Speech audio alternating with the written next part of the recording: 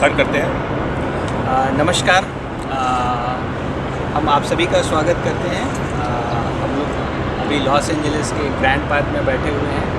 समय हुआ है 10 बजे और हम लोग आज यहाँ पे बिहार में होने वाले चुनाव जो 12 अक्टूबर से शुरू होके अगले 5 चरणों में होके 5 नवंबर को ख़त्म होंगे और उनका परिणाम 8 नवंबर को आने वाला है। तो हम लोग आज लिट्टी पे चर्चा के माध्यम से अपने व्यक्तिगत विचार प्रकट करना चाहते हैं आप लोगों के सामने। और इनका किसी भी राजनीतिक पार्टी से कोई संबंध नहीं है, ये हमारे व्यक्तिगत विचार हैं जो आज अमेरिका में करीब 100 से ज़्यादा जगहों पर इस विषय पे चर्चा हो रही है। तो मेरा नाम नितिन, मैं पटना का रहने वाला हूँ। मेरा नाम नितिन कुमार है, मैं पटना का रहने वाला हूँ और अभी मैं यहाँ पे लॉस एंजलिस में एक IT कंपनी में काम कर रहा हूँ। मेरे साथ मेरे मित्र राहुल सिंह, अभिनव और शिवेंदु हैं। तो हम लोग इस चर्चा को आगे बढ़ाते हुए अब हम लोग इस चर्चा को आगे ले जाते हुए शुरुआत करेंगे कि जो हमारा इस साल का जो बिहार का चुनाव होने वाला है, तो बिहार में नवयुवकों की संख्या बहुत ज़्यादा है और उनका जो परसेंटेज है वोटिंग में वो एक बहुत ही अहम मायने रखता है। तो अभी जो बिहार की वर्तमान परिस्थितियां हैं उनको देखते हुए हमें किन मुद्दों को लेके वोट करना चाहिए और क्या ऐसे चीज़ों का ध्यान रखना चाहिए जिनके निष्कर्ष पे हम लोग एक स्पेसिफिक पार्टी को वोट कर सकते हैं। तो इस चर्चा को आगे बढ़ाते हुए मैं प्रपोज करना चाहूँगा कि हमारे बिहार में हमने जैसे कि आज देखा है कि हमने सभी पार्टियों का शासन देखा है। जैसे कांग्रेस ने 20 साल किया, फिर हमने राष्ट्रीय RJD का देखा 15 साल के लिए, फिर हमने BJP JDU अलायंस देखा 8 साल, फिर नीतीश कुमार जी ने फिर इसको अगले 2 सालों से अलग पार्टियों के सहयोग से आगे बढ़ाया जाए। तो हमने ऐसा है कि बिहार ने सभी पार्टियों का शासनकाल देखा है और हम बिहारियों का अभी जो एक चर्चा चल रही है कि हमारे जो राज्य हैं, अगर राज्य में आपकी पार्टी जिस पार्टी की सरकार है, केंद्र में भी उसकी सरकार रहेगी, तो विकास की संभावनाएं ज़्यादा हैं। विकास की संभावनाएं ज़्यादा इसलिए हैं क्योंकि हम अपेक्षा कर सकते हैं कि हमें ज़्यादा आर्थिक सहयोग मिलेगा। अभी जैसे नीतीश कुमार जी बहुत ज़ोर शोर से कैंपेन में लगे हुए थे कि हमें विशेष राज्य का दर्जा मिलना चाहिए, क्योंकि हम इस चीज़ के कारण बहुत सारे बेनिफिट पा सकते हैं, टैक्स बेनिफिट पा सकते हैं, ऐसा है। तो मैं आप लोगों का मत जानना चाहूँगा कि इस पे आपके क्या विचार हैं। मेरे समझ से तो जहाँ तो मुझे लगता है कि विभाजन के बाद अखंड बिहार था जिसका विभाजन हम लोगों ने किया, जिन मुद्दों पे किया, लेकिन जो विभाजन के बाद का जो बिहार है वहाँ पर आर्थिक विकास बहुत बड़ी समस्या है। तो मेन आपको कह सकते हैं कि बिहार देश का एक अग्रणी राज्य झारखंड था विभाजन के बाद। आर्थिक रूप से, मैं सामाजिक रूप से या शैक्षिक रूप से तो नहीं कह सकता हूँ, बट आर्थिक रूप से था। तो किसी भी राज्य के विकास के लिए धन संपदा की बहुत ज़रूरत होती है। विचार तो बहुत ज़रूरी है, लेकिन विकास करने के लिए आपके पास पूंजी नहीं है, निवेश का स्रोत नहीं है। तो ये बहुत आम बात है कि इस प्रकार की चर्चाएं होंगी कि विकास क्यों नहीं हो रहा है, क्यों नहीं हो रहा है। और कोई कितना भी विकास कर ले, चाहे लोग कितना भी जागरूक कर ले, संसाधन नहीं है तो उसका विकास नहीं है। ऐसे सिचुएशन में नीतीश कुमार जी का ये कहना कि बिहार में विशेष पैकेज की ज़रूरत है, ये बहुत ज़रूरी है। ये तो ज़रूरी है। जब भी आपने बिहार का विभाजन किया था तभी कहा गया था कि बिहार को कुछ सपोर्ट करेंगे, कुछ देंगे अलग से। किया नहीं, 10 साल 15 साल हो गए। दूसरा चीज़ जो आपके बात है कि केंद्र में सरकार है, राज्य में सरकार होनी चाहिए। तो बिहार में जब से ये विभाजन हुआ है और तब से बिहार बना है, 15 साल से कभी भी सरकार सिचुएशन बना नहीं कि केंद्र में जो सरकार है वही राज्य में सरकार है। तो एक तो 2005 तक हम लोग दूसरे प्रकार की समस्याओं से लड़ रहे थे कि विकास नहीं हो रहा है।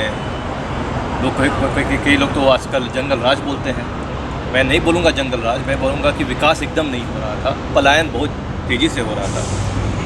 10 सालों में जो सुधार हुआ है, लेकिन आगे बढ़ने के लिए, आगे ले जाने के लिए बिहार के लिए उन चीज़ों का ज़रूरत है। मेरी समझ से विशेष पैकेज एक बहुत बड़ा मुद्दा है और इस पर बिहारियों का ध्यान जरूर है। मेरे हिसाब से एक जो विशेष पैकेज जो है वित्तीय रूप से बहुत जरूरी है, लेकिन मुझे एक चीज़ नहीं दिखाई देती जो है प्लानिंग। अगर आपके पास 1,000 करोड़ 3,000 करोड़ आपके पास हाथ दे ही दिया जाए, उसके बाद आप क्या करेंगे, ये मुझे कहीं पढ़ने को या सुनने को नहीं मिलता।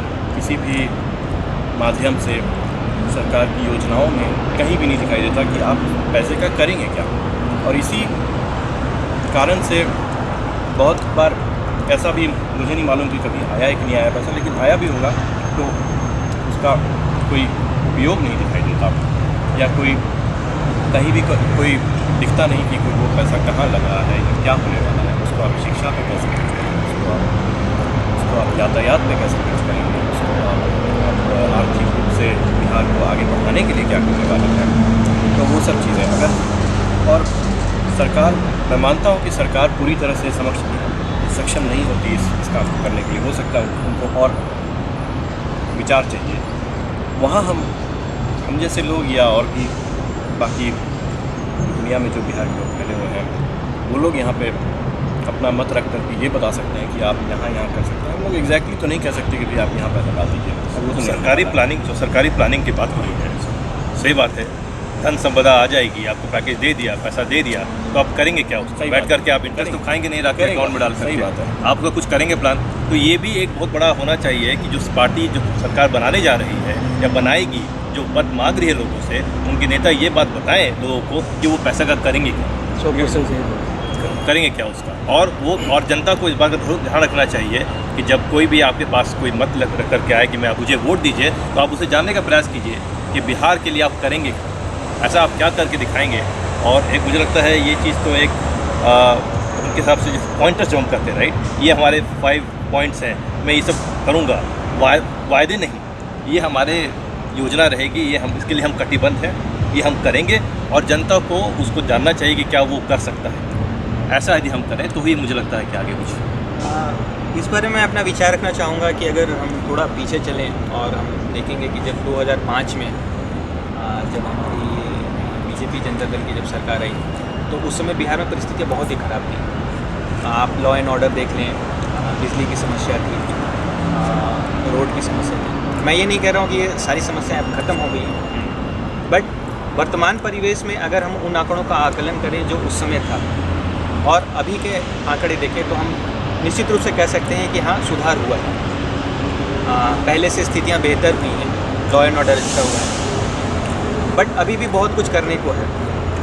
जैसे आप अभी देखिए, अभी भी हमारी एजुकेशन सिस्टम उतने अच्छे नहीं है, लोग अभी भी पलायन करते हैं। ये हमेशा कहा जाता है कि जितने भी IITN या IAS या IPS रहते हैं, मैक्सिमम बिहार से रहते हैं। तो लोगों को ये भी समझना चाहिए, क्योंकि हमारी जो यंग जनरेशन है, वो शुरू से ही उनके मन में ये बैठा दिया जाता है कि यहाँ पे एजुकेशन सिस्टम वैसा नहीं है, हमें मेहनत करना है, आगे बढ़ना है। तो लोग शुरू से ही प्रेरित होकर उस चीज़ के लिए आगे बढ़ते हैं। जैसे IIT के लिए तैयारी करते हैं और IAS के लिए तैयारी करते हैं, IPS के लिए तैयारी करते हैं। और ऐसा नहीं है कि अगर फर्स्ट अटेम्प्ट में वो नहीं सक्सीड कर पाए, तो भी वो कोशिश करते हैं। कई सालों तक बहुत सारे एग्जाम्पल हैं जो आप कर रहे हैं कि प्रयास करते हैं और बचपन से ही दिमाग में भर दिया जाता है कि आपके राज्य में आपके लिए कुछ नहीं है, तो आप तो पढ़ो और बाहर जाओ।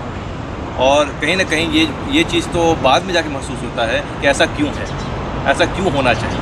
यदि हम पढ़ रहे हैं, कुछ कर रहे हैं, तो क्यों नहीं अपने राज्य में रहें, उसके विकास में लगे रहें, उसको आगे बढ़ाएं, एक एग्ज़ाम्पल दें। इससे राज्य सेवा तो होती ही है और कई मायने में इससे भी देश सेवा भी होती है। लेकिन ये मुद्दा भी बहुत है कि ऐसा हो क्यों रहा, आखिर हो क्यों रहा, ये रुक क्यों नहीं रहा। क्या हमारे पास स्कूल कॉलेज नहीं है, क्या हमारे पास व्यवस्था नहीं है, क्या हमारे पास सिस्टम नहीं है। पढ़ तो हम ही रहे हैं, अच्छा तो हम ही कर रहे हैं, बाहर तो हम ही जा रहे हैं, तो हम अपने अंदर के सिस्टम को क्यों नहीं बदल पा रहे हैं। तो स्कूल कॉलेज खुल रहे हैं, वहाँ तो हैं, शिक्षक हैं, कॉलेज में जाइए, शिक्षक है, आप मेडिकल कॉलेजेस भी हैं, इंजीनियरिंग कॉलेजेस भी हैं, बट क्या छात्र वहाँ जाना चाहते हैं? क्या कभी इस बार के विचार हमने किया है कि उन कॉलेजों में पढ़ने वाले जो छात्र हैं कितने इच्छुक हैं? क्या वो अपने कॉलेज के वो टॉपर हैं जो जिन्होंने मेडिकल एग्जामिनेशन दिया और उन्होंने उन कॉलेजों को ऑप्ट किया? क्या उन्होंने ऑप्ट कर लिया जा करके बाहर के कॉलेजों से? ऐसा क्या है उसमें? ऐसा क्या किया जाए कि वहाँ पे लोग रहना चाहें, वहाँ पढ़ना चाहें और वापस वो ज़्यादा अच्छा ये मुझे लगता माध्यम होगा बिहार के विकास के लिए। अभी हाल ही में एक मुद्दा उठा कि कभी एक बात ये उठी थी कि इंजीनियरिंग कॉलेज नहीं है, शायद ये नहीं है, और मैंने देखा कि भाई एक प्रचार में था कि इन्होंने कहा कि भाई दरभंगा में इंजीनियरिंग कॉलेज नहीं खोल करके आप मधेपुरा में खोल रहे हैं। इस प्रकार का चर्चा मैंने सुना। ये भी बहुत बार सुनने को आता है कि हम यहाँ पे ये इंजीनियरिंग कॉलेज खुलवा देंगे या यहाँ ये कर देंगे, यहाँ पे नहीं, चलिए ये भी अच्छा है। लेकिन उनका क्या जो ऑलरेडी इस्टेब्लिश था, भागलपुर में एक इंजीनियरिंग कॉलेज है, मुझे लगता है कि और भी जगह एक और जगह है जहाँ पे इंजीनियरिंग कॉलेज बड़े स्तर पर है, सही छोटा नहीं, बड़े स्तर पर है। उनमें क्या हो रहा है, ऐसा क्या हो रहा है कि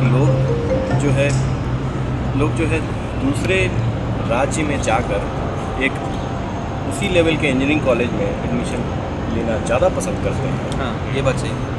हमारे इंजीनियरिंग कॉलेज को सही बात है। आप एक नया इंजीनियरिंग कॉलेज खुलवा देंगे, मुझे नहीं लगता कि वो इस समस्या का समाधान है। हो सकता है वो भी उसी स्तर पे आ जाए, या भगवान करे वो अच्छा करे। तो दरभंगा के लोग ये कहते हैं कि मान लीजिए मधेपुरा में आप खोल देंगे, मधेपुरा के लोग कह रहे हैं दरभंगा में क्यों खुल रहा है? खुल तो जाएगा, कॉलेज आपको मिल जाएगा। क्या मधेपुरा का पढ़ने वाला विद्यार्थी जो इंजीनियरिंग को में इंटरेस्ट रखता है, क्या वो मधेपुरा में पढ़ेगा? क्या वो दरभंगा में पढ़ेगा? ये बहुत बड़ा क्वेश्चन है। मतलब लोग तो यहाँ से बिहार से इतनी दूर दूर जाके इंजीनियरिंग करने को तैयार हैं। उनको इतना सा डिस्टेंस तो मुझे नहीं लगता कोई बहुत बड़ी बात है, क्योंकि उनके लिए कहाँ खुलेगा। लेकिन उनके लिए ये बहुत बड़ी बात होगी कि कैसा खुलेगा और वो किस लेवल का होगा, वो किस लेवल का उनको अपॉर्चुनिटी देगा एट द एंड ऑफ, जब उनका 4 साल कंप्लीट होगा इंजीनियरिंग का, तब क्या होगा उनके साथ। ये बहुत बड़ा सवाल होगा उनके मन में। और वो अपने करियर के साथ चांस नहीं लेंगे अगर उनको चाहे कहीं भी खुले हुए इंजीनियरिंग कॉलेज चाहे। नहीं तो आप हम लोग जो प्लानिंग की बात करते हैं, नीतीश आपने, नितिन ने बोला, अभिनव ने बोला, तो ठीक है, कॉलेज खोलना भी एक विकास है, वो तो होना चाहिए। कर्नाटका में जाइए, आंध्रा में जाइए, कॉलेज के भरमार है, तमिलनाडु में है, और वहाँ 90% में मेरे तो बहुत सारे दोस्त मित्र हैं जो तमिलनाडु के हैं, जो और कर्नाटका के हैं, जो पढ़ने में बहुत अच्छे हैं, बहुत उनके नॉलेज है, और मैं कहूँगा टैलेंट भी बहुत ज़्यादा है। वो प्रेफर करते हैं कि मैं IIT में बाहर जाके नहीं पढ़ूँ, मैं अपने यहाँ किसी रीजनल कॉलेज से पढ़ लूँ, या कोई भी है, वो पढ़ाई का स्तर ऐसा है। तो क्या कॉलेज खोलना ही संभव है? अब मैं समझ रहा हूँ कि हम लोग ये बात उठाना चाह रहे हैं कि नया कुछ कर लेने से खाली नहीं होगा, जो अभी एग्जिस्टिंग है उसको कैसे हम सुधार सकें। सुधार कैसे हो, उसके लिए आप क्या करेंगे? आप जाके क्या टीचिंग सिस्टम बदल दीजिए, या आप रिक्रूटमेंट सिस्टम बदल दीजिए, या आप वहाँ पर ये कीजिए कि मेरिट बेस लोग वहाँ पर जाएँ, कास्ट के बेसिस पे आप डिस्क्रिमिनेशन मत कीजिए। किस बेसिस पर करेंगे आप? मैं एक उदाहरण ऐसे चाहता तो सोचा कि दूसरे राज्यों को देख करके देखें कि उन लोगों ने क्या किया ऐसा। सही बात, प्रगतिशील हुए और प्रगति काफ़ी हुई वहाँ पे। और ये सच बात है कि वहाँ भी अपनी समस्याएं हैं, कोई भी राज्य परफेक्ट नहीं है हमारे यहाँ। सब राज्य में अपनी अपनी समस्याएं हैं, बहुत सारी समस्याएं हैं, ज़्यादा हो सकता है समस्याएं। लेकिन वो राज्य प्रगतिशील हैं। हम किसी राज्य की बात करें जहाँ पे सॉफ्टवेयर कंपनीज आ गई बहुत सारी, लेकिन वहाँ सॉफ्टवेयर कंपनीज क्यों आई, इसके बहुत सारे कारण थे। उन सॉफ्टवेयर कंपनी वालों ने ही सोचा कि भाई कैसे क्यों खोलना है। बहुत सारे उनमें से एक कारण ये भी था कि वहाँ एजुकेशनल इंस्टीट्यूशन में ज़्यादा है, तो कभी भी इंजीनियरिंग अच्छा स्टूडेंट के हमारे साथ शिवेंदु हैं, ये बिहार से नहीं है, लेकिन ये कर्नाटका से हैं, वहाँ पले बड़े हैं, वहाँ पढ़ाई लिखाई किया है, और बहुत अच्छा ये हमें एक उदाहरण दे सकते हैं कि ऐसा क्या है जो लोग कर्नाटका के हैं, कर्नाटका में ही रहते हैं और पढ़ना चाहते हैं, वो बाहर जाकर पढ़ना नहीं चाहते हैं। ऐसी क्या है? आपके बहुत सारे दोस्त भी बिहार से होंगे जी, और आप क्या विचार रखते हैं कि मतलब क्यों ऐसा वहाँ है? पे मुझे लगता है कि जो ग्रोथ हुआ है वहाँ पे एक ऐसा चीज़ है कि बहुत सारे इंस्टीट्यूशन जो है वहाँ पे वो उनका जो हिस्ट्री है बहुत अच्छा है वहाँ पे, और गवर्नमेंट से फंडिंग भी ठीक मिलता है। बहुत सारे कॉलेज वहाँ पे जो है जो गवर्नमेंट तरफ से बहुत फंडिंग मिलता है, और अलग अलग प्रोग्राम करने के लिए फंडिंग मिलता है वहाँ पे, तो स्टूडेंट्स इंटरेस्ट रखते हैं। बहुत सारा REC कॉलेज है वहाँ पे, तो मुझे लगता है कि जब वो ऐसा पूरा सपोर्ट मिलता है वहाँ पे, तो वो बाहर कहीं पे जाना नहीं चाहते हैं। बल्कि हम लोग देखते हैं कर्नाटक में बहुत सारे लोग भी आते हैं कर्नाटक के अंदर पढ़ने के लिए वहाँ पे, और फिर अपॉर्चुनिटी भी बहुत ज़्यादा मिलती है। तो मेरे हिसाब से अगर कॉलेज एस्टेब्लिशमेंट में गवर्नमेंट का सपोर्ट भी रहता है, अच्छा प्रोग्राम्स करने में रहता है, तो वहाँ पे बहुत सारा एक चीज़ बहुत इंपॉर्टेंट है विचार करने के लिए कि देश में ही, देश के बाहर की बात भूल जाइए, देश के अंदर ही बहुत सारे राज्यों हैं जहाँ पर इंजीनियरिंग कॉलेज, मेडिकल कॉलेज या ग्रेजुएशन के कॉलेजेस हैं, समय पर उनका इम्तिहान होता है, टाइम पर एग्जामिनेशन हो रहा है, सेशन टाइम पर चल रहा है, आप सिस्टम से आप जुड़े हुए हैं, आप देश से जुड़े हुए हैं, जो कंपटीशन एग्जामिनेशन है उनमें आप आ सकते हैं, क्यों भाई आप रिजल्ट टाइम पर आ जाएंगे, आप परफॉर्म कर रहे हैं। हमारे यहाँ का बहुत सारे कॉलेजेस में ये हो रहा है, बहुत सारे में समझ में आता है कि चीटिंग हो गई, कैंसिल कर दिया गया, तो ये सेमेस्टर लेट चल रहा है। मैं बहुत सारे चुनाव प्रचार का मैं देख रहा था, जनता कह रही है कि हमारे यहाँ एग्जामिनेशन ही नहीं हुआ है, 6 महीना सेशन लेट, क्यों लेट? वो सही है कहना। तो शिक्षा एक परिवेश है जो कि अब हम अन्य राज्यों से तुलना करें तो हमें एक चीज़ ध्यान में रखना चाहिए कि उनके शिक्षा का जो माध्यम और उद्देश्य है वो रोजगार उन्मुख है।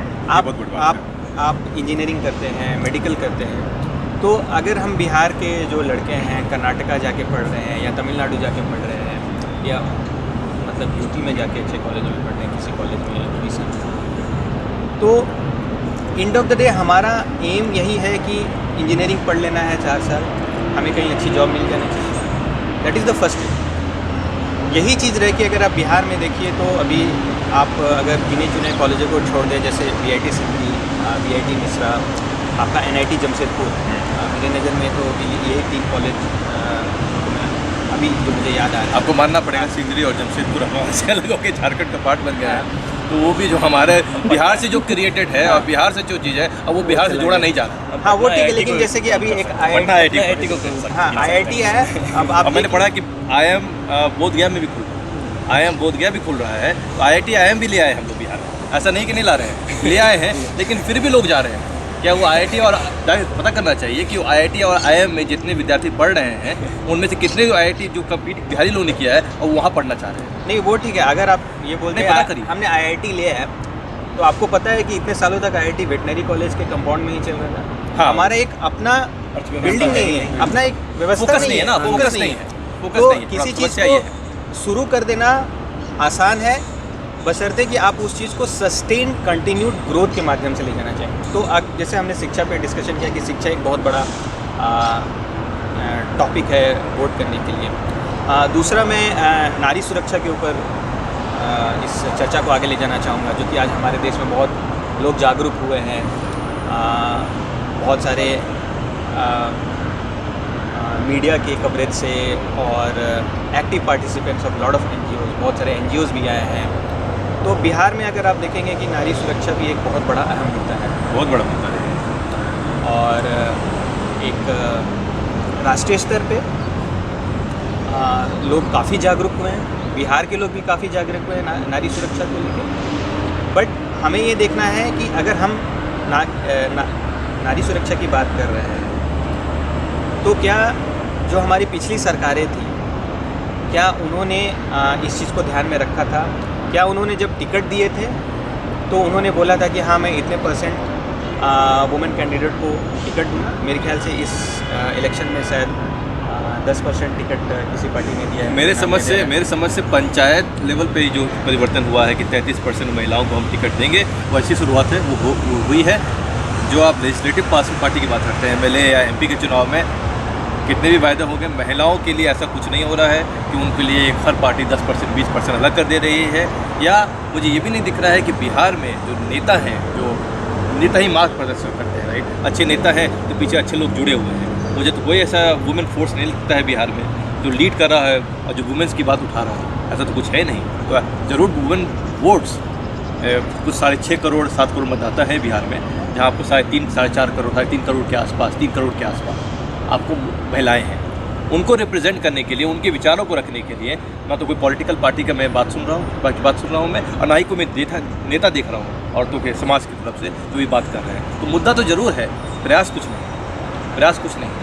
वो नारी सुरक्षा एक जैसे मुद्दा है। अभी जैसे हम लोग यहाँ बैठे हुए हैं, इस विषय में चर्चा कर रहे हैं, हम लोग जैसे इस देश में बैठ के, बहुत सारी परिस्थितियाँ ऐसे भी होती हैं कि जब हम बाहर पढ़ने चले जाते हैं, वहाँ जॉब करने लग जाते हैं, हम लोग उस चीज़ के आदी हो जाते हैं। वैसी आधारभूत संरचनाएं हैं, जैसे रोड, बिजली, पानी, आपके education system, law and order, तो इन सब चीज़ों को लेकर ध्यान में रखते हुए हम लोगों के मन में एक ऐसा बन जाता है और हम उस परिवेश में ढल जाते हैं कि अगर कोई हमें बोले कि वापस आओ, अगर तुम्हें बिहार वापस आना है, फॉर एग्ज़ाम्पल अगर अभी मैं जैसे घर जाता हूँ, पटना मेरा घर है, तो मैं वहाँ पे जाता हूँ तो कहीं पे मुझे ये डिफरेंस फील होने लगता है, जैसे कि फॉर एग्ज़ाम्पल पब्लिक ट्रांसपोर्ट का उदाहरण हो गया, लॉ एंड ऑर्डर बहुत ही इम्प्रूव हुआ है, उसमें कोई शक नहीं है, सड़कें अच्छी हैं पहले से बहुत, जब मैं पहले की बात कर रहा हूँ, बट कहीं ना कहीं ये चीज़ें लगने लगती रहती है कि जहाँ मैं अभी रह रहा हूँ, जैसे हम लोग अभी यहाँ पे हैं,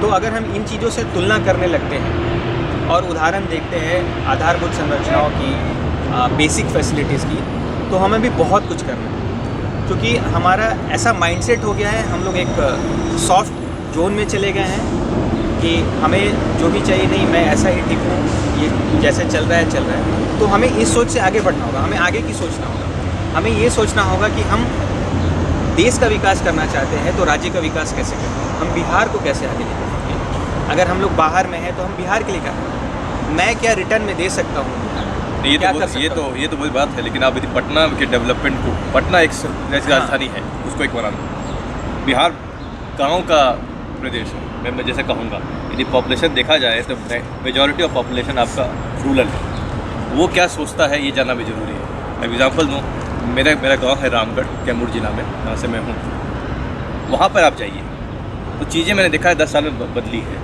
मोहनिया से रामगढ़ जाने के लिए एक सड़क होती थी, अब वहाँ पर आसपास, मोहनिया के आसपास फ्लाईओवर भी मुझे दिखते हैं जो डिविएट कर रहे हैं 2-3 रास्तों पर, तो वो एक विकास है। बहुत सारे लोग वहाँ पर राइस मिल, चना मिल, इस प्रकार की चीज़ों का उन्होंने क्रिएट किया है, वहाँ बनाया है, लेकिन नया कोई भी वहाँ पर इन्वेस्टमेंट नहीं हो पाता है, तो लोग कहते हैं बिजली की समस्या है। भाई मैं 18 घंटा, 14 घंटा, 16 घंटा हमें जो डीजल पे चलेगा तो ही कारखाना चलेगा, ये तो बहुत बड़ा लिमिटेशन है। तो क्या 10 साल 15 साल में कुछ भी, क्या हम लोगों ने बिजली के बारे में कुछ किया? आज भी नीतीश कुमार कह रहे थे कि नेक्स्ट ईयर में हम लोग हर गाँव में बिजली पहुँचा देंगे। इतना सरल है कि ये आप चुनाव के मुद्दे में आप कह रहे हो कि 1 साल के बाद में पूरे गांव में बिजली पहुंचा देंगे, तो इतने सालों से बिजली क्यों नहीं पहुंची? इतनी सारी बहुत बड़ी समस्या है, राइट? तो बिजली पहुंचना ही हमारे यहाँ मुद्दा है। बिजली अवेलेबल हो जाएगा 18 घंटा, 24 घंटा, और यहाँ पर इंडस्ट्रीज आ जाएंगे, ये तो बहुत बात की बात है। अभी बिजली पहुँची ही नहीं है बहुत सारे गाँवों में, विकास कैसे होगा? एक चीज़ मैं कहना चाहूँगा, और ये बिहार में बहुत ज़्यादा एप्लीकेबल है, निष्कर्ष के पॉइंट ऑफ व्यू से मैं टूवर्ड्स दैट कहना चाहूँगा कि बाकी सारे राज्यों में ठीक है, क्योंकि कोई काम होता भी है, नहीं भी होता है, ये भी हो रहा है, पर हमारे यहाँ एक चीज़ ऐसा इम्प्लीमेंट करना तो बहुत मुश्किल है, लेकिन ऐसा कर सकते हैं कि एक 6 महीने या साल भर का एक साइकिल हो, जिसमें उसके बाद सरकार को मीडिया के सामने या जनता के सामने एक पक्ष रखे और अपना रिपोर्ट कार्ड दे, उनको बोलने का मौका दिया जाए कि आप बताइए कि आपने जो कहा था उसमें आप कहाँ तक सफल हुए। मालूम है आप 100% तो नहीं सफल होंगे, लेकिन कहाँ तक आप आए? अगर 6 महीने साल भर का एक ऐसा चलाया जाए कार्यक्रम जो कि बहुत ही इसी के अराउंड हो। अभी भी मीडिया बहुत ज़्यादा कवरेज करना चाहती है, कुछ करना चाहती है, लेकिन बहुत कुछ कर नहीं पाती। तो बहुत बड़ी बात है। तो आपने जो बोल रहे हो बात बहुत सही है कि कोई पार्टी कर रही मुझे 5 साल दीजिए, हाँ। मैं ये करके आऊँगा, 5 साल दूंगा आपको, लेकिन आप मुझे बताइए कि हर साल आप क्या कीजिएगा और आपने क्या किया कि क्या किया, हर साल भर में आप बता दीजिए क्या किया। और एक ये बहुत बड़े रूप से एक कार्यक्रम अगर ये ऑर्गेनाइज़ किया जाए तो ये उनके मन में एक हमेशा लगा रहेगा कि मेरा साल ख़त्म होने वाला है, अब मुझे बताना है। हाँ, ये सच है कि उनको कुछ होगा नहीं अगले 4 साल और, लेकिन हाँ ये हर एक रिपोर्ट कार्ड देना है, एक देना है उनको बताने का मौका दिया। उसमें सिर्फ वही बोलेंगे और सिर्फ वही बताएंगे कि हर एक मुद्दे जो आपने कहा था कोई बताया जाएगा, ये आपने कहा था, अब बताइए आपने क्या किया। आपके कहने का मतलब है कि एक उत्तरदायित्व आपको निभाना है, ये आपका परफॉर्मेंस अप्रेजल है, करेक्ट, जो आपके ये टास्क थे, आपको ये परफॉर्म करना था। 1 साल होने के बाद जब आप जनता के बीच वापस जाएंगे तो हम देखेंगे कि हाँ आपको ये बोला गया था, आपने ये वादे किए थे, हाँ। और आपने ये किया। चुनाव में अक्सर क्या होता है कि लोग 5 साल का लेखा जोखा लेके लास्ट में आते हैं कि हमने ये किया, ऐसे था, और ये बहुत लंबा समय होता हाँ। है जिसमें अच्छा और ख़राब दिखाने के लिए बहुत सारा लंबा पीरियड मिलता है, तो आप जज भी नहीं कर पाते हैं कि किसको कितना अच्छा कहें, किसको कितना गलत कहें। ये भी तो है।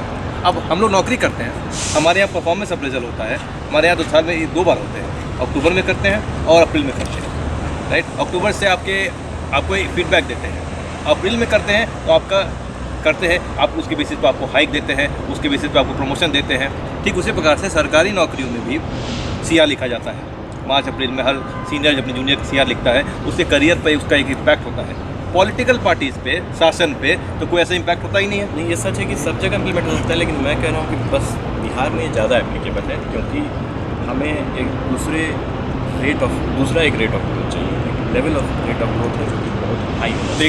तो एक मैसेज आप देना चाह रहे हैं जनता और बिहार की जनता को कि चुनाव प्रचारों में जिन पार्टियों ने ये बात कही है कि मैं साल भर 2 साल में आपके पास वापस आऊँगा और आपके सामने ये रखूँगा कि भाई मैंने क्या किया है, जो नेता ये बोल रहा है सही में उस पर बारे में विचार कीजिए, उसके बारे में सोचिए, क्योंकि वो जो मापदंड है, कसौटी जो कहते हैं ना, कि जिस कसौटी में वो उतरना चाह रहा है वो चीज़, वो बहुत टाइम बाउंडेड है और वो बहुत इम्पोर्टेंट है। और ये आपने सही कहा कि ये सब लोग 5 साल का लेखा जोखा ही लेकर आते हैं और सब लोग ये इस तरह से कहेंगे नहीं हम तो ये करना चाहते थे लेकिन हो नहीं पाया इस वजह से। मैं आज ये कहना चाहूँगा कि सरकार जब बनती है तो उसके पास जितनी पावर होती है उतनी पावर शायद ही किसी के पास होगी। कि किसी भी राज्य को बदलने के लिए, किसी भी जगह को बदलने के लिए, बदलाव लाने के लिए उनसे ज़्यादा पावर किसी के पास नहीं है। हाँ, आगे परिवर्तन तो सरकार के माध्यम से ही होगा, तो लोगों के सहयोग से। और दूसरा एक पक्ष है, एक बहुत बड़ा फैक्टर है जिसको जैसे कि हम लोग अपने मॉडल में कहते हैं पीपल सर्विस और चीज़ें बनाते हैं, उस तरह से एक चीज़ कहा जा सकता है कि लोग भी इसमें बहुत बड़ा योगदान करेंगे और सरकार का बस इतना काम है कि आप रास्ता बनाइए, लोग खुद ही चल जाएंगे। आज के युग में लोग इतने एडवांस और इतने समझदार हो चुके हैं कि उनको पता है उनको करना क्या है, आप बस रास्ता बनाइए, आप अपॉर्चुनिटी बनाइए, लोग अपना काम कर लेंगे, लोग आगे बढ़ जाएंगे और उनको जहाँ जाना होगा वहाँ चले जाएंगे। इतने ये है विषम परिस्थितियों में भी आप देख रहे हैं, हम लोग बाहर हैं, बिहार से हैं, अमेरिका में बैठे हुए हैं, लॉस एंजलिस पे हैं, जहाँ काम करते हैं, जब ऑफिस में जाते हैं, मैं मुद्दा लाना चाह रहा हूँ, मुझे नहीं लगता है कि मैं कम या कुछ इनमें अलग है हमसे, लेकिन जब मैं वापस अपने राज्य में जाता हूँ, वहाँ की परिस्थितियों को देखता हूँ, वहाँ के इंफ्रास्ट्रक्चर को देखता हूँ, तो मुझे बहुत परिवर्तन दिखता है। जब हमारे दिमाग में, हमारी सोच में, हमारे कार्यशैली में परिवर्तन नहीं है तो हमारे लाइफस्टाइल में इतना बड़ा परिवर्तन क्यों, इतना डिफरेंस क्यों? क्या ये ज़रूरी नहीं है कि जो बिहार में रहने वाला इंसान है, जो वहाँ रह के रोज़गार कर रहा है, जिसकी सोच अच्छी है, उसको एक ऐसी व्यवस्था दी जाए जिसमें वो खुश रह सके, जहाँ उसको इन समस्याओं के बारे में सोचना नहीं पड़े। मुझे पानी के बारे में सोचना है, मुझे बिजली के बारे में सोचना है, मुझे सड़क के बारे में सोचना है, मुझे कुछ भी करने के बारे में 10 बारे में सोचना है, मुझे रात में निकलने के लिए बारे में सोचना है, किसी औरत को बाहर रहने के लिए बारे में सोचना है। इतना क्यों सोचना है? ये भी तो बहुत बड़ा मुद्दा है। नहीं, जैसे राहुल के पॉइंट पे मैं थोड़ा सपोर्ट करना चाहूँगा। अभी देखिए, जैसे 10 साल में बहुत सारी चीज़ें बदली हैं, जैसे लॉ एंड ऑर्डर अच्छा हो गया है, सड़कें आधारभूत सुविधाएँ।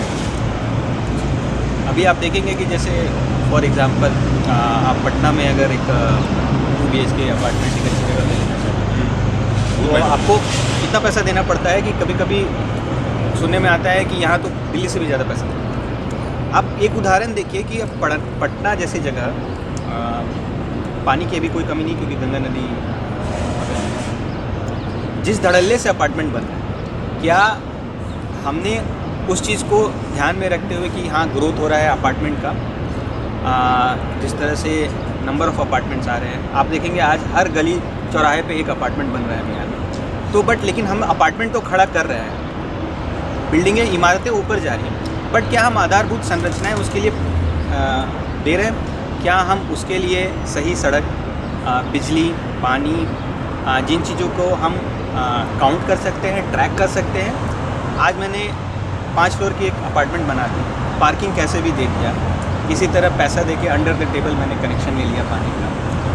बट आप देखिए कि आज बिहार में, और मैं बिहार नहीं, मैं पटना का जैसे एक उदाहरण दे रहा हूँ, पटने में जैसे पानी की कोई समस्या नहीं, क्योंकि लोग बोलते हैं कि गंगा नदी है बगल में, ऐसे उतना नहीं है, पानी बहुत अच्छा है। क्या जिस तरह से आज अपार्टमेंट किसी नियम कायदे कानून के दायरे में नहीं रह के बन रहे हैं, मैं दावे के साथ कह सकता हूँ कि आज से 5 साल या 10 साल के बाद पटना में पानी की बहुत किल्लत है। एक उदाहरण मैं दे दूँ, तो ग्रोथ हो रहा है, चलिए मान रहे हैं ग्रोथ हो रहा है, बट क्या सस्टेन ग्रोथ हो रहा है, नहीं, कंटिन्यूड ये ग्रोथ हो रहा है? बहुत बड़ी बात है। जो सस्टेनेंस की जो बात है ना, वो इम्पॉर्टेंट है। आप देखिए बहुत जगह जगहों पर हम लोग देखा टूरिस्ट अट्रैक्शन है, गोलघर। जैसे गोलघर मान लीजिए, ताजमहल के बारे में नहीं, ताजमहल तो भाई वंडर है। बहुत सारे शहरों में टूरिस्ट अट्रैक्शन है, उसको लोग वहाँ बढ़ा रहे हैं, लोग वहाँ पर आ रहे हैं, उससे जो जुड़े गांव हैं वहाँ विकास हो रहा है। अब बिहार में बोध गया देश भर में नहीं, विश्व भर में है। जापानीज़ हैं या जो कुछ है, जो बौद्ध धर्म को फॉलो करते हैं, वो आते ही आते हैं वहाँ पे। सरकार ने पहल करके बिहार, पटना और बोध गया के बीच में सड़क का निर्माण कर दिया है। अच्छा है, ठीक है। जापान सरकार हाँ, जापान करती है, कर रही है। लेकिन अब मैं कुछ चर्चा देख रहा था, जहानाबाद के लोग जो बीच में पड़ता है एकदम, आपको पटना और गया के बीच में, जहानाबाद 45 किलोमीटर की दूरी पे है, वहाँ के लोग कहते हैं एक नॉर्मल पुल है, बोल रहा हूँ क्या उस हम बिहार को किस जगह पे देखना चाहते हैं? इसकी शिक्षा व्यवस्था को, इसके लॉ एंड ऑर्डर को, इसकी सड़कों को, नारी सुरक्षा को, इन सब चीज़ों को ध्यान में रखते हुए मुझे लगता है कि हमारा इस साल का वोट बहुत मायने रखता है और ये बिहार के लिए एक बहुत बड़ी क्या आप कह रहे हैं ये परिवर्तन के लिए वोट होगा? हाँ, मैं ये कह रहा हूँ कि परिवर्तन के लिए वोट होगा। परिवर्तन के लिए वोट होगा। यदि परिवर्तन के लिए वोट हम लोग कर रहे हैं तो हमारे पास मुद्दे क्या हैं? किन मुद्दों पे परसों जो चुनाव होने जा रहे हैं बिहार में, 12 अक्टूबर जो की शुरुआत होने जा रही है, वहाँ की जनता को किन मुद्दों पर वोट देना चाहिए? मेरे सबक से डेवलपमेंट बहुत बड़ा मुद्दा है। डेवलपमेंट केवल वर्ड नहीं होना चाहिए कि हमें विकास कर देंगे। क्या विकास हुआ है? क्या उस विकास से लगता है कि आगे विकास होगा? इसका मूल्यांकन जरूर करें। शिक्षा का कितना विकास हुआ है, प्राथमिक शिक्षा, हायर एजुकेशन, सेकेंडरी एजुकेशन, उनमें कुछ परिवर्तन आया है, नहीं आया है, तो कौन से पार्टियाँ कौन सा परिवर्तन लाने चाहती हैं? इंडस्ट्रियलाइजेशन बहुत बड़ा मुद्दा है हमारे यहाँ ना तो कोई फैक्ट्री है, ना तो उसके बारे में कोई विचार है। जो एग्जिस्टिंग थे, बहुत सारे चीनी मिल थे, वो बंद हो गए। मुझे नहीं मालूम है, मुझे आंकड़े नहीं है मेरे पास कि वो चीनी मिल खुले कि नहीं खुले वापस 10 सालों में, लेकिन नहीं खुले हैं तो वो क्यों नहीं खुलते हैं, उनको खोला जाए। उसके अलावा नए हम लोग एग्रीकल्चरल सेंट्रिक स्टेट है, जो खेती से जुड़े हुए स्टेट है, क्या उससे जुड़े कोई इंडस्ट्री का सृजन हुआ है कि नहीं बिहार में?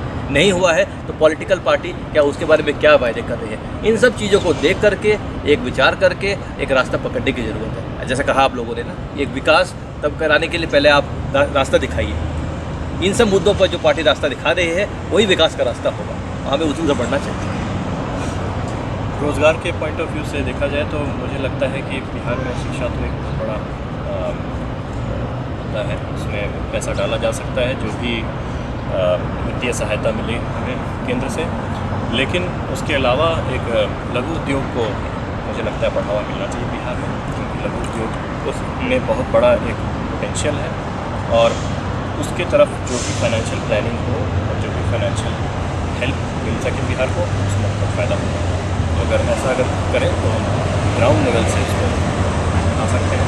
बड़े लेवल पर तो ऑफकोर्स चीज़ें हो जाएंगी, लेकिन छोटे लेवल पर ये आपको आगे लेकर तो लघु उद्योग जो है, स्मॉल स्केल इंडस्ट्री है, उस पर भी आपको स्किल्स की ज़रूरत है। तो क्या हमारे पास ये सिस्टम है बना हुआ जो वो डेवलप करा सके? इसके हमारे स्किल सेट है, लोग तो बाहर जाते, राज्य से बाहर जाके काम कर रहे हैं, से वही लोग वापस आ जाएंगे और वही लोग उस काम को करेंगे। रिसर्च के पॉइंट ऑफ व्यू से तो ये चर्चा, मुझे तो चर्चा तो बहुत लंबी हो सकती है, चाहेंगे तो हम लोग चर्चा बहुत देर तक कर सकते हैं। मुद्दों की कमी नहीं है हमारे पास बात करने के लिए, लेकिन इस चर्चा को हम अब समाप्त करते हैं एक मैसेज के साथ। जो बिहार की जनता जो परसों चुनाव में वोट दे रही है, उसको हम क्या मैसेज देना चाहेंगे? मैं बिहार की जनता को मैसेज देना चाहूँगा कि प्लीज़ वोट कीजिए। हमारा वोट बहुत ही महत्वपूर्ण है। जब हम वोट करें तो इन चीज़ों को ध्यान में रख के दें कि हम उस पार्टी या उस पार्टी के प्रत्याशी को जिताना चाहते हैं और बिहार का एक विज़न लेके आगे चलना चाहते हैं अगले 5 सालों 10 सालों के लिए, और किन मुद्दों को लेके वोट करना चाहते हैं। हमें कास्ट से ऊपर आगे आना है, कास्ट को नहीं लेके विकास का एक मुद्दा होना चाहिए, शिक्षा का एक मुद्दा होना चाहिए। इन सभी मुद्दों को लेके आगे बढ़ना चाहिए। चहुमुखी विकास, सस्टेन्ड विकास and a vision for the Bihar. That's my message for my Bihari friends. Thank you. मैं ये जरूर कहने वाली थी, मेरे समझ से तो जात पात धर्म के नाम पर तो हम ऑलरेडी बटे ही हुए हैं। बहुत सारी चीज़ें ऐसा हो रही हैं जो बांटी हुई हैं। विकास को नहीं बांटे इन मुद्दों पे। विकास तभी होगा जब सब समाज का विकास हो, हम लोग सब मिल के आगे बढ़े। इसलिए जो बिहार की जनता है इन मुद्दों को ध्यान रखे कि जो आपका विकास कर सके, जो आपको कल सही रास्ता दिखा सके, मार्ग दिखा सके, जो आपको लगे कि सब प्रत्याशियों में ये प्रत्याशी है जो ईमानदारी से आपके लिए काम करेगा, राज्य का विकास करेगा, राज्य के बारे में एक अच्छा मैसेज बाहर के समाज को देगा, आप उनको वोट कीजिए। बट वोट जरूर कीजिए, घर में मत रहिए, क्योंकि ये परिवर्तन की बात है, ये देश की राज्य की भविष्य की बात है। घर में मत रहिए, समय निकालिए और ज़रूर जाइए और भारी मात्रा में वोट कीजिए। धन्यवाद। मैं ये कहना चाहूँगा कि आपके पास एक बहुत बड़ा पावर है आपके वोट का, उसको यूज़ कीजिए। और एक ऑप्शन ये भी होता है नन ऑफ द अबव, उसको भी आप यूज़ कर सकते हैं, नन ऑफ द अबव भी है, जो कि एक बहुत बड़ा मैसेज लेकर आएगा। पूरे देशव्यापी मैसेज होगा, ये सिर्फ बिहार ही नहीं, देशव्यापी मैसेज होगा अगर आप इस चीज़ को यूज़ करते हैं और उसको अगर आप उजागर करते हैं कि नहीं हमें इनमें से कोई भी पसंद नहीं है, तो भी आपका मत रखा जाएगा और ये बहुत बड़ी बात होगी।